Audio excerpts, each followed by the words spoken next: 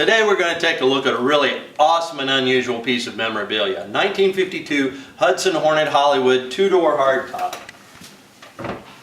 By 1952, Hudson Motor Car Company was at the top of their game, having garnered the winning spots in nearly every AAA sanctioned stock car race for 2 solid years. Hudson's only competition couldn't come close. It was the Oldsmobile V8, and it was competing against a lowly flathead 6-cylinder, old style technology, but that 308 6-cylinder packed some punch and had some low-end torque. That was Hudson's key to success in stock car racing, along with its very low center of gravity.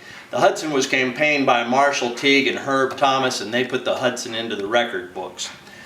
When the Hudsons were being designed, and frankly when all cars were being designed at that time, they were all the concept of someone's mind. They put it pen to paper. They didn't have computer-aided design. CAD wasn't there. You couldn't just flick a switch and start punching in numbers and pop out with a design every few minutes. You had to sit there and draw it out by hand. And once you did that, if management liked it, you went to the next stage and you built a clay model. And you built that by hand and you finished it off by hand.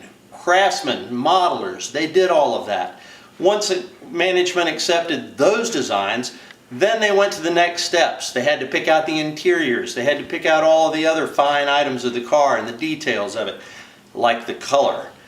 Today, if you're going to look at an automobile or design an automobile, you're going to look at thousands and thousands probably of color combinations and shades of grays and yellows and pinks. Back in the 50s at Hudson, they probably only had 40 or 50 of these cars, these plaster of Paris models, called a color design study. They would paint each one and detail it by hand, so that management could come in and look at those color combinations at the end of the day and determine what they were going to offer to the public. Notice how detailed this is with the Hudson Hornet hood ornament right here that lit up when you turn the headlights on. You've got the Hudson triangle, which in 1952 is actually real gold anodized here on the top here. Look at all the detail put into the hubcaps and the little triangle there.